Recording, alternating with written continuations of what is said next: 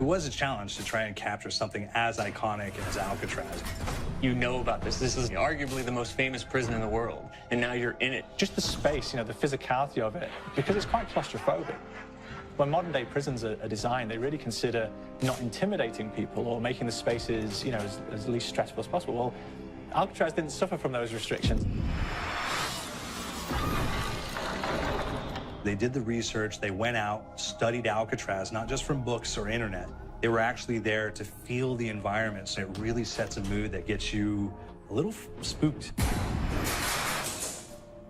Well, we kind of started with the base layout of Alcatraz. The entire island we ended up roughing out in kind of a white box form, and then figuring out what play spaces we wanted to use out of that, what would be the most interesting areas to play in, and the connections between spaces, and spaces that the public doesn't necessarily get to go into. We really did a lot of pushing to really enhance that psychological horror aspect that we're really looking for. And this is a really good opportunity to really tell something special. Like I got stuck right through the gates to hell! This time around, I feel like it's been identified that there are these side missions that you're going to go out and try to accomplish. Al and the rest of the groups put together this escape plan, but the point is to get the parts and assemble this plane so they can get off the island.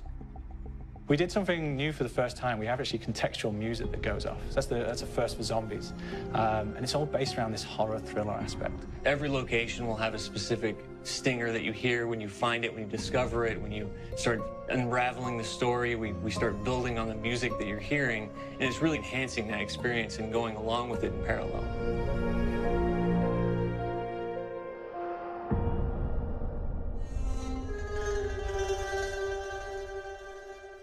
Because we wanted to embrace this kind of horror thriller element, we wanted character actors, guys who could really embody someone and then convey emotion. So that's why we went for guys like Ray Liotta, getting in that kind of guy, we wanted a frantic nature. So he plays a character called Billy Handsome, who's this kind of psychopath who would be employed by the mob to kill people in interesting ways. Chaz Palminteri, he plays a guy called Sal DeLuca, an old mob boss. Michael Madsen playing Finn O'Leary. He's kind of worked himself from the floor, from the streets. He's got his hands dirty in the blood and the guts a couple of times. And then we had Joe Pantoliano, and he plays Arthur Arlington, who's nicknamed the Weasel.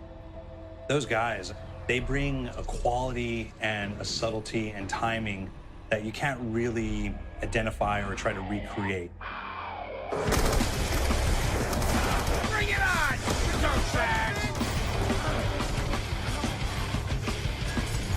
You start off in the afterlife mode, and that's just going to be what's going on. You're going to try to solve the mystery from the second you start. Afterlife, to me, brings a new element, like a new puzzle element. It forces me to think a little bit more or look for the clues or kind of think of zombies on a slightly deeper level.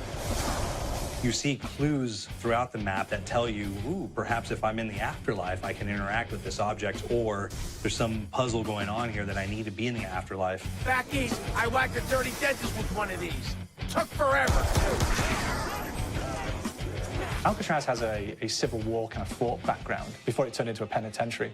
And so we had this kind of backstory, the idea that the warden would have collected Civil War weaponry. One of them is a blundergat. It's a fictional weapon, but the idea of the combination between a blunderbuss and a Gatling gun. And possibly, there might be a way of upgrading it to a more fantastical weapon that the players may find. You don't gotta go sometime? You just went now. There's one main zombie, one big zombie that's going to come through and wreak havoc on your life.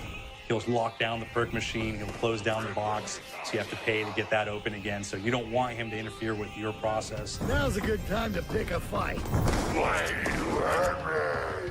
It's a fun challenge. It keeps things moving forward. In terms of perks, we have a new perk called Electric Cherry. When you reload, it gives a shock around, which scales over time. I was asking for it, baseball. There is so much to experience in this map. Every time I play it, there's a new tactic to take, a new experience, a new objective to go for. But there's also this layer of things that we aren't exactly exposing to the players right off the bat and will need to be discovered. Don't let me go. Is it the calling we hear? We've got the undead in there, we've got these historical elements, and these fantastic actors all seem to be with peace with each other in this kind of same world. So it's magical, and our team is incredibly excited by it. You see the